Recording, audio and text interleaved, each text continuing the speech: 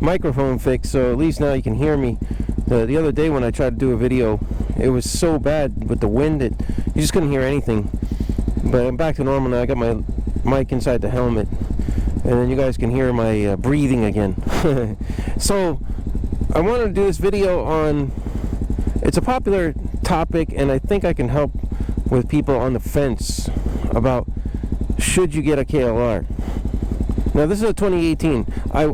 I'm actually thinking about upgrading to a 2023, maybe. I'm not sure, but I could use some input from other riders. Should I upgrade, or should I just keep riding this thing into the ground? You know, since it's getting beat up in New York. I mean, you can see it gets pretty beat up. Salt really damages stuff. Like I just recently put a new rear disc because this caliper froze. It seized up on me, and then clutch cable broke. We just replaced that.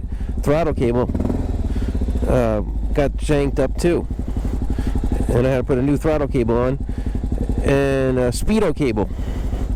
I don't know how that could have happened, but the speedo cable just broke right in the middle. And this only has 30,000 miles on it, so that's not a ton of miles for having a speedo cable break like that. I was a little bit surprised, but you know, shit happens. I lubed up the cables, put new cables in. Carburetor I had to do some work on, but not a ton. I mean, put a new needle in, new jet, and clean it, and change the float bowl needle. That float bowl thing went, and it was just spitting gas out. I had a video on it. But, you know, a lot of people chimed in, and they were like, just change the float bowl needle and you're good to go. And that was 100% on, spot on. It saved me a lot of time. I just opened it up, put a new needle in, and it was good to go. It sealed right up, and I was done. I didn't have to fuck with anything. It's a little bit of a bitch getting the carb out of this thing. You know, I did it without taking the tank off. I don't recommend doing that. You might damage something. And you actually definitely will. I had to get rid of this choke cable, but because I have a choke right on the carb, you can just pull it straight out. But if you have a choke cable from the bars going down, you're going to break that plastic bolt on there, and you'll break that assembly if you try to take it out roughly. So you can't do that. There's no way. You got to take the tank off, do your thing, you know. But what else I got? Heater grips. I went through all this in older videos too. Pelican case in the back, bolted straight, using the bolts that the rack goes, went straight through the box with washers, so I can carry tools and stuff, because we don't have motorcycle towing in New York. Not really. I mean, you'll be waiting like hours and hours. It's a special thing, you know. There's no AMA free or AAA or none of that in Manhattan. You could probably get it in the outer boroughs, but you're going to wait a long time. So the question is, should you get a KLR?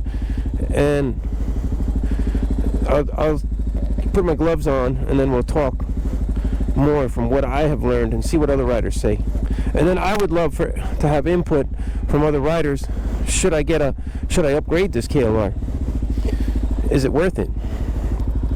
I mean, it's so far running fine.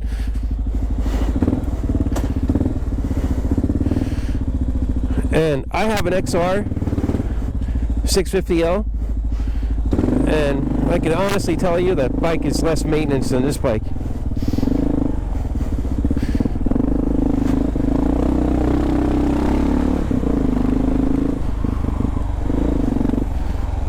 Like this bike has had, you know, maintenance on it.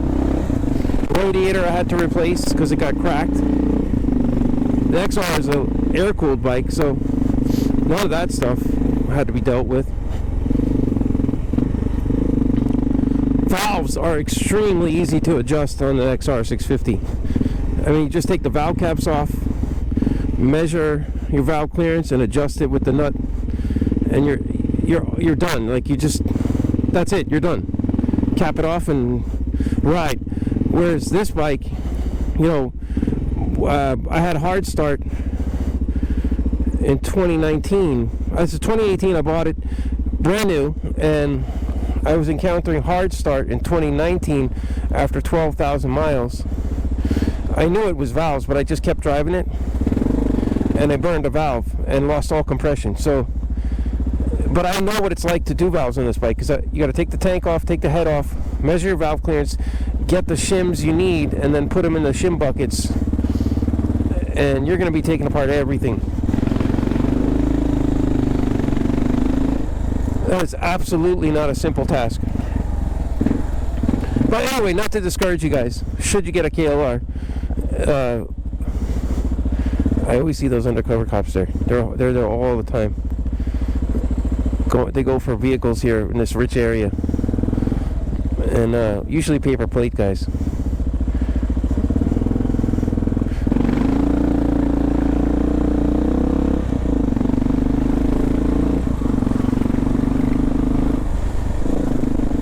I saw them arrest the guy. I did a video on it. So anyway, getting back to what I was saying, I don't want to go down a big rabbit hole of what the KLR needs and how hard it is to maintain. Should you get a KLR? If you live here in the city on the East Coast and you're going to be beating the shit out of it in the snow, absolutely get a KLR. Because why would you want to get like a Ducati Desert Sled? I mean, that's a dream bike. I would love that. Or a Tenere 700, but those are not even available. You know, that bike is like the unattainable bike, because it's not even available at dealers. Like every dealer I ever walked into and said, "Do you have a Tenere 700?" They laughed at me. They're like, "What? Tenere 700? Are you kidding me?" They're like, "No, we don't have that." So that's what you're dealing with the Tenere 700. They're just not available.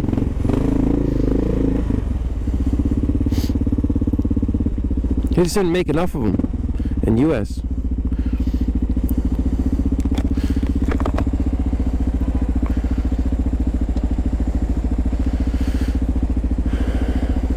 So then the question comes up, which bike should you get? Well, let's say you live in New Orleans and you don't do too much highway stuff. It's just local stuff around the city. It rains a lot there, so I would say, hold on, I need to check who's calling me. There's someone buzzing me up. Let's see who it is.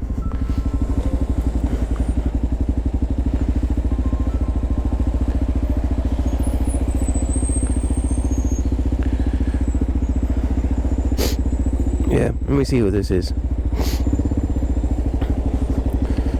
And then I'll quickly get back to you guys about this.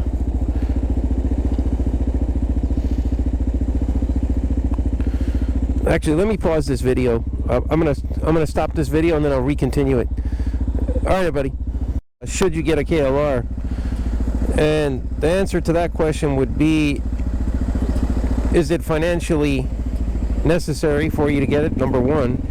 Like, what I mean is, the way things are right now, everything is jacked up. So whatever bike you're going to get, it's going to probably be more expensive than it normally is. So KLR, but as KLR seems to have maintained its price, so it's usually about $7,000.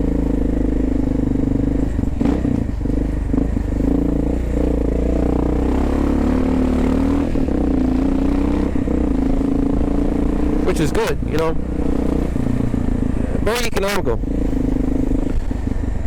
Now I have an XR650L also, so you'd have to decide. Like I was getting back to what I was saying. Let's say you're living in New Orleans and you don't get much cold, so you want a reliable bike going around the city, occasional highway use, and you can always put a bigger tank on it if you want to. Then an XR650L would be the bike for you, because that has less maintenance than this bike and it's easier to maintain than this KLR. Not that a KLR is a monster to maintain. I mean, it's definitely not, but you do have shim buckets for the valves, which is a bit of an issue. Luckily, it's a Kawasaki, so you're not going to be servicing the thing every week, adjusting valves every week. I mean, if you put a ton of miles on the KLR, you're gonna have to deal with the valves if you have a hard start condition. You do not need to adjust the valves. Like I had an old Gen 1, and I never touched the valves on, and I went all the way up to 40,000 miles on it, so it doesn't necessarily mean that you will absolutely always have to adjust the valves at a certain mileage schedule, but you probably will. But you're not going to be doing like valves every couple of thousand miles, like you might on some of these higher maintenance bikes. But without a doubt, I've had the two bikes, and the XR650L absolutely is less maintenance than this bike. There's just no doubt about it, because things happen, like I had a water pump go on this, and I tried to get home, and it was a chore. I mean, it's I lost a lot of the coolant, through the weeping hole, because the water pump seal went, and I just barely made it home, and the bike just kept overheating, because this bike absolutely needs a radiator, Then I got a cracked radiator and I had to replace the radiator. So, there's things that go wrong with these bikes that, you're occasionally going to have to deal with. And it's not going to be a maintenance-free bike. Neither is an XR, but the XR650 is absolutely less maintenance than this bike. That's definitely without a doubt. It doesn't have any radiator. It's got no coolant. It just has oil. It has easily adjustable valves that you can adjust on the side of the road. So you got that option. You can always change the tank, like I was saying. Well, anyway, so you're in New Orleans. You want a bike that you can ride around the city, occasional highway use. An XR650L would be good. If you got a lot of money, you get a Ducati Desert Sled.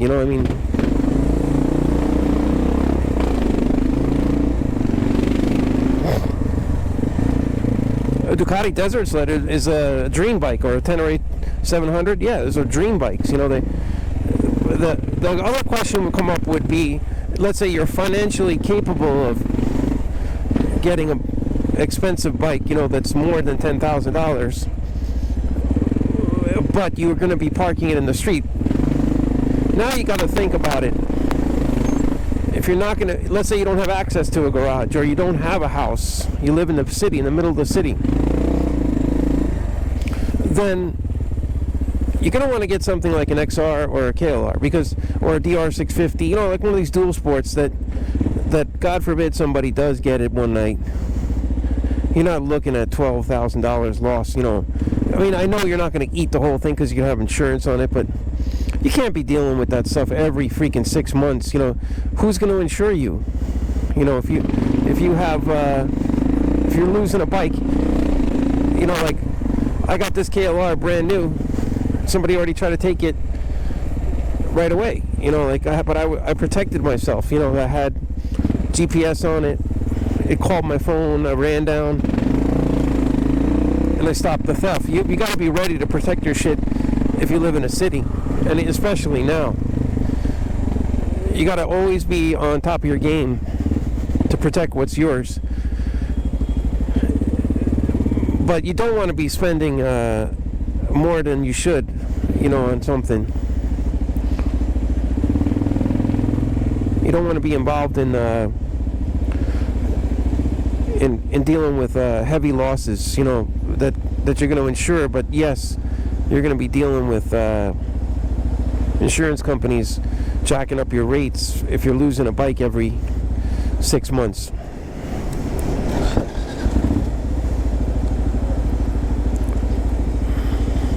That's not going to be good, that type of scenario where you're going to be having a loss of your bike every 6 months to a year. That's too much. That's too much of a loss. You're not going to be able to sustain that.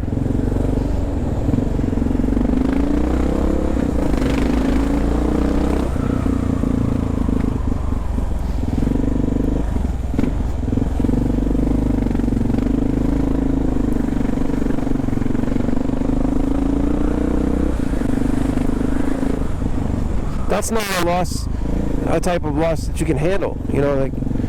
So you got to protect your stuff, keep your bike safe, and if you have a house and you have a budget for a bike that's going to be a lot more, and you need the features of traction control, rider aids. You know, those things are nice, man. I mean, who the hell doesn't want? Like, if you said to me, like, do you want a bike with riding modes, you know, city, sport, highway? Oh, yeah, hell yeah, man. I'll take that. I'll take anti-lock brakes and all that. That's why I want to hear from other riders. Should I upgrade this KLR? Because it's getting pretty old, you know. Should I just go to the 2023 KLR? It looks nice. And I would definitely get anti-lock brakes. And, you know, it comes with standard with fuel injection. So fuel injection absolutely would be good. I mean, I'm just wondering if there's any kind of like remapping of the ECU, you know, for your fuel modes. You know, if anybody's come out with that yet, that would be interesting if they have, because then you could like sport up the KLR a little bit. I guess the engine's almost the same. The Gen 2 and the Gen 3, the engine's probably almost the same.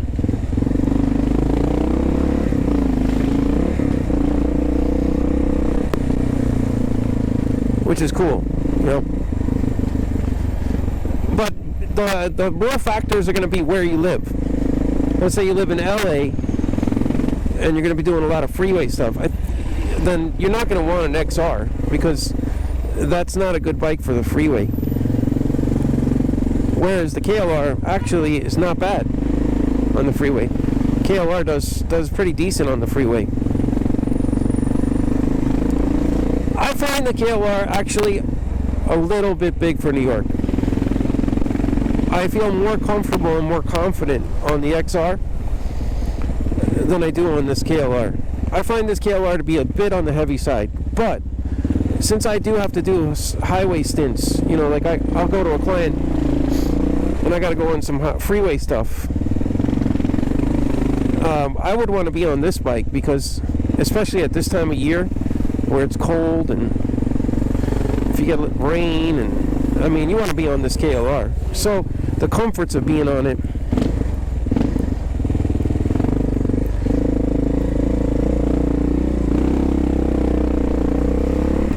are better, you know, for me.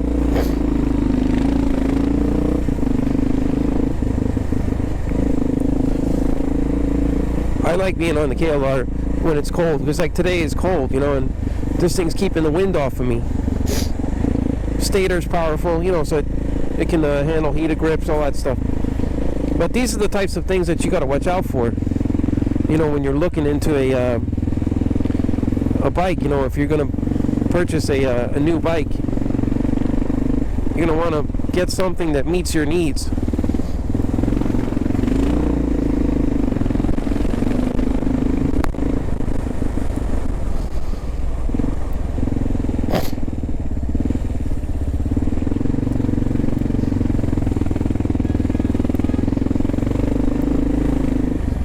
Whether it be an XR or a KLR or whatever it is, you know. But the KLR is a decent machine, man. I like it. I'm pretty happy with it.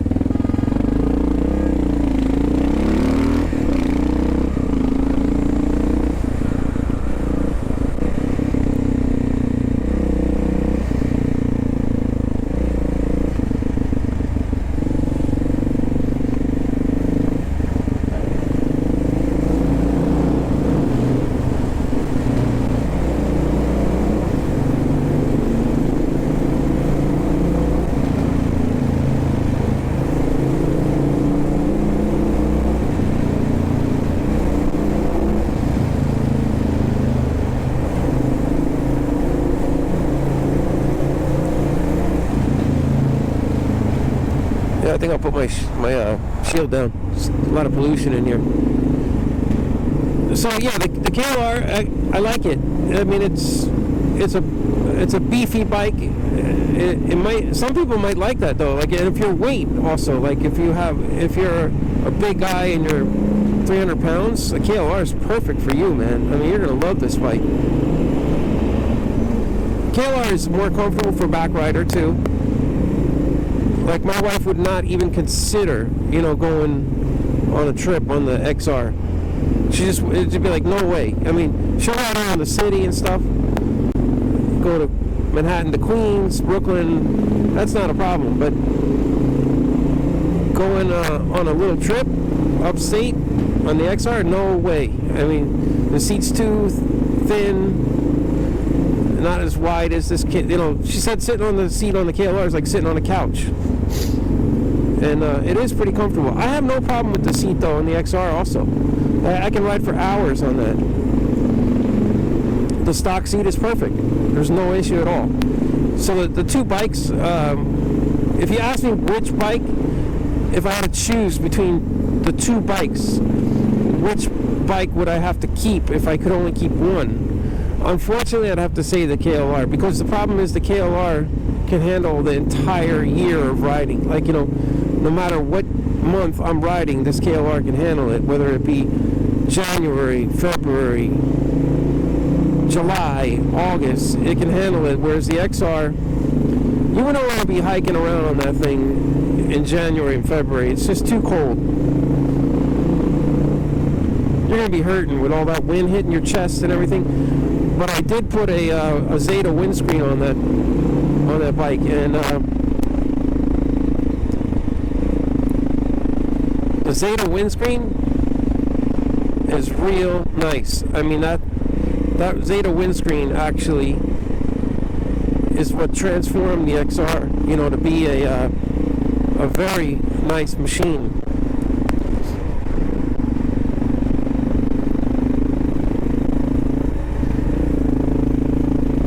And you know, in the winter time, it's an absolutely perfect machine to use now. It just needs a bigger tank and all that stuff, and probably a bigger stator.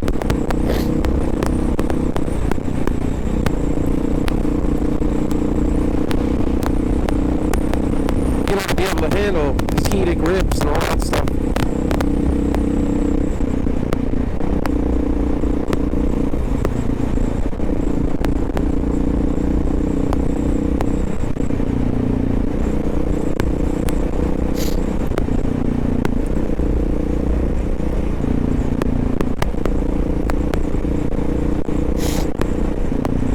So yeah, the main thing is going to be about cost and where you live, what city you live in. Do you do a lot of freeway traveling?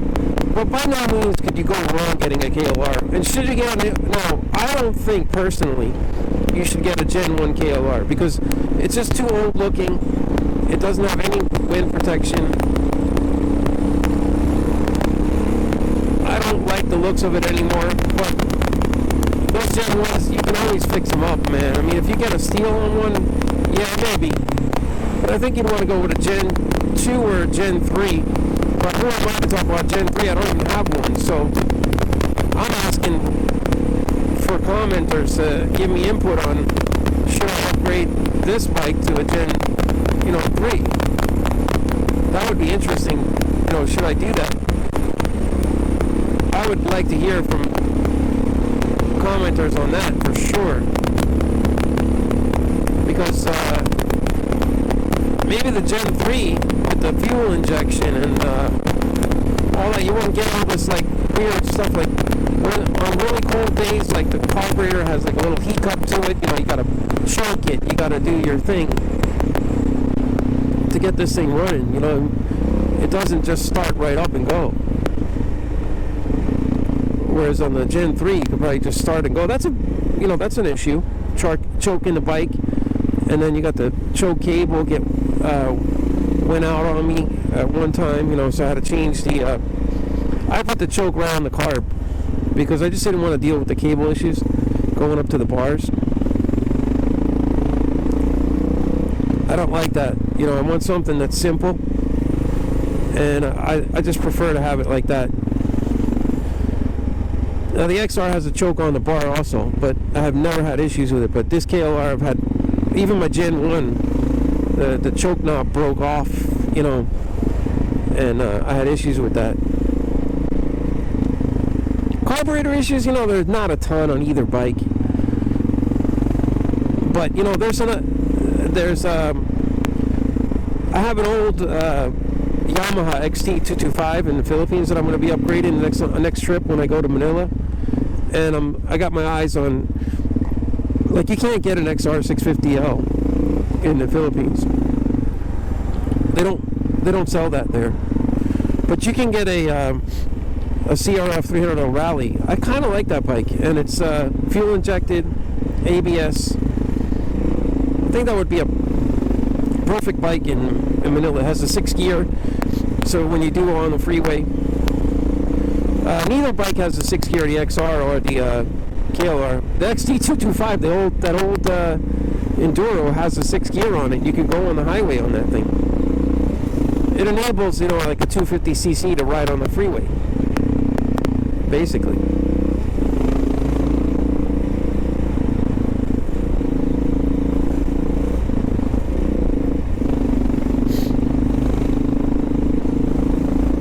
Basically that gives you the freedom to do freeway runs, on the bike. So I like that. But, the other question for you will be, like, do you ride all year round? Do you ride it? Are you in the East Coast, West Coast? There's so many factors, But you can't really go wrong with a KLR. I mean, these things are proven, man. And the price on it, I mean, how can you go wrong with the price? You could probably pick up like a Gen 3 KLR for $5,000,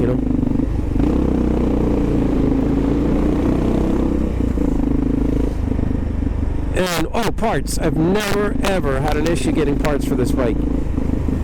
I mean, there's like a plethora of parts for this KLR. I mean, it's just insane, like how much parts you can get for this bike. You never, ever have a problem getting parts. Chains, sprockets, anything. Brakes, calipers. My rear caliper froze up and seized and burned up the disc. I just ordered another one on $35 on eBay for a used one. You get a new one for $50. I mean, you're not going to go wrong with a KLR with parts.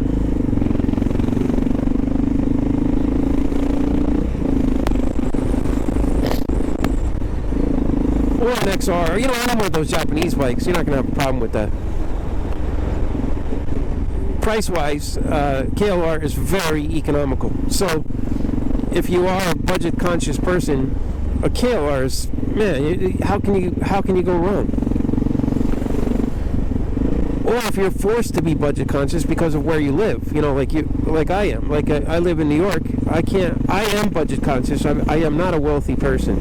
I'm not wealthy in any way at all. But, I do my work. Money is not my sole purpose in life. That's for sure. Money is, I get money when I need it, But it's not the focus of my life. But it's hard, when inflation, expenses and things, it becomes a focus whether you like it or not.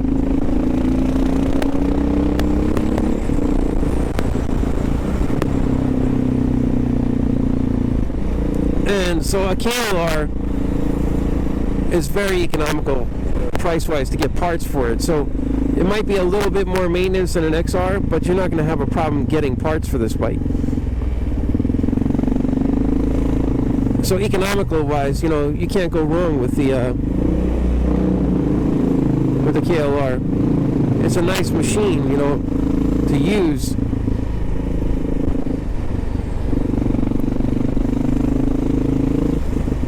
Very simple, very easy to maintain,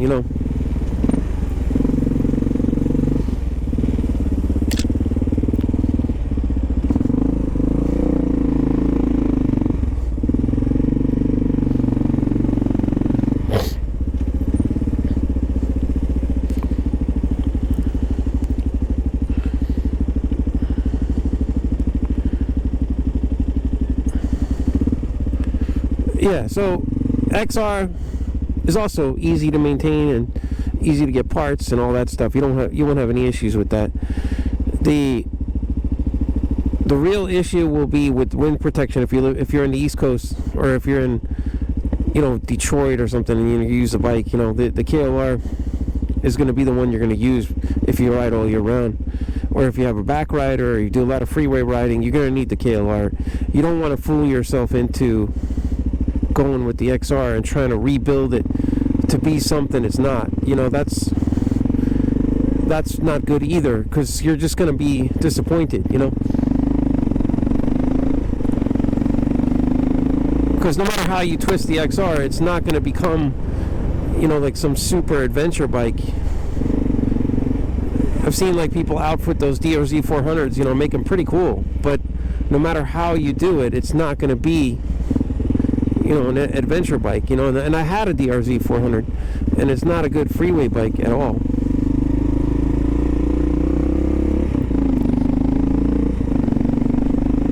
I sold the DRZ 400 because it's not good on the freeway, and it's too light, easily thefted, you know.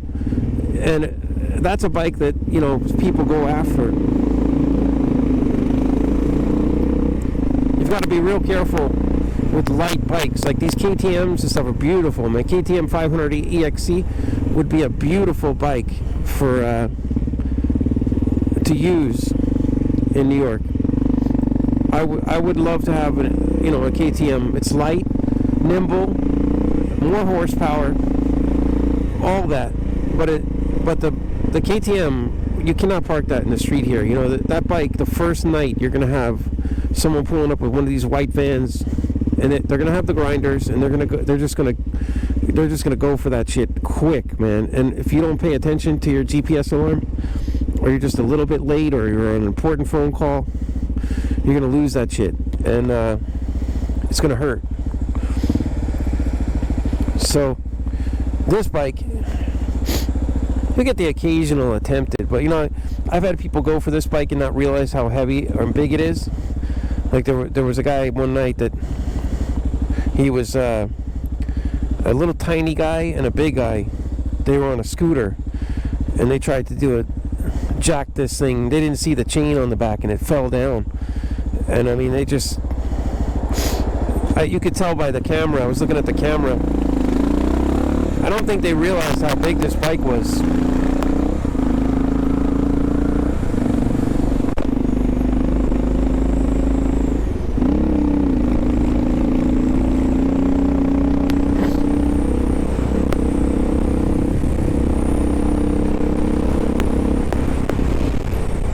So that was an eye-opener to watch, but it made me realize, hey, you know what, a KLR is not a bad bike to use in New York, because people won't know what the weight of it. It'll be just too much for people to theft very easily. In order to pick this bike up and put it into a van, you've got to do it properly. You're going to need some way to hoist it up in, and if you don't brace it properly, this KLR would be a big problem for you weight-wise. It would just smash and destroy things in your van, and it would just be so heavy and so out of control. It would smash its way out of your van. You know, you can't, there's just no way you can't do that.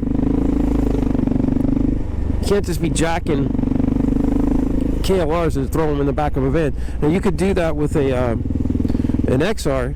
You have two guys just pull up, grind the chain real quick, throw it in the back of the van. You know, maybe you got like a towel or like a blanket down or whatever.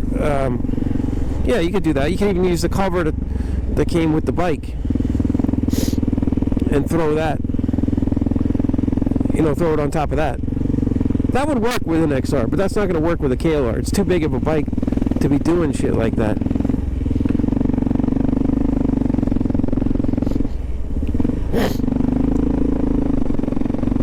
Sorry about that. I got the mic too. You hear everything. Sorry, man. So it's cold as hell, and basically that's what I'm saying about the bikes. You know, you want to go with something that you feel confident parking in the street. If you have a garage, go with a more expensive bike with rider modes, because a motorcycle with rider, I've had that, you know, it's nice. Having a motorcycle that has switchable modes, city, highway, sport, that shit is really nice. I mean, you can't say that you don't want it. I mean, you absolutely will want that. that kind of stuff is an absolute must. Alright, so I'm at my service call.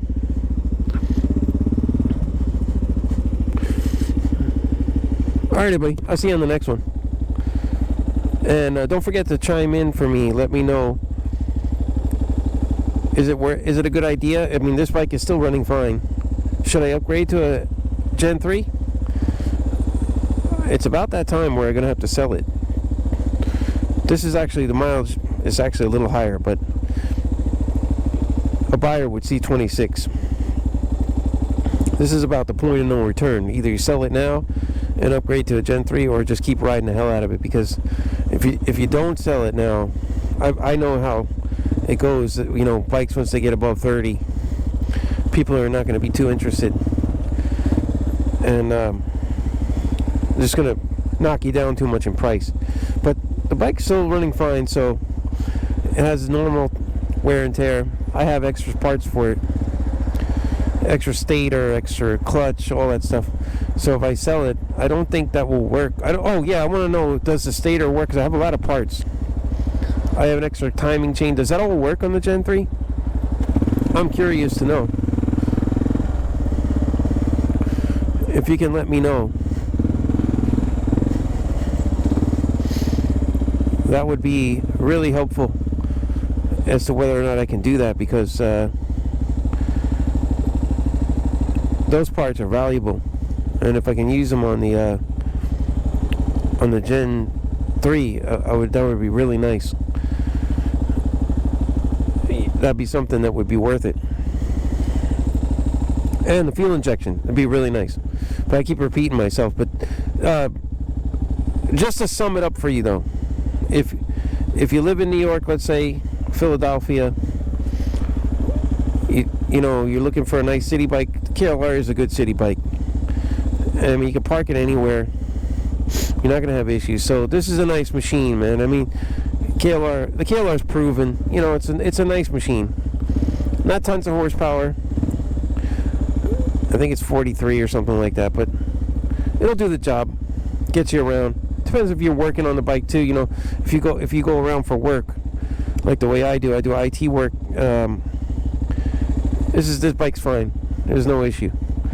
It'll do what you need, and it won't embarrass you. You know, you're not gonna be on a scooter. Not that there's anything wrong with a scooter. Some of those Vespers and haul ass, you know, and they got the patent on the 2-cycle motor. You know, I've seen guys moving on those things, but I just don't. You know, this is the kind of machine I want to be on, and most of the people watching my channel probably would also want to be on a dual sport of some kind. You know, and the KLR is definitely a good machine. I can highly recommend it. You just have to decide if it's right for you based on your financial situation, where you live, and what kind of riding you're doing. If you're doing a ton of off-road riding, and you're doing work on the bike, and you want to do, you know, you live in, say, North Carolina, and you do off-road riding, or South Carolina, or, you know, out west, Cali, and you're going to be doing, you want to use the bike for everything. You're just going to do some city stuff and then go off-road. You need an XR. This bike's too heavy for off-roading. All right, everybody. See you in the next one.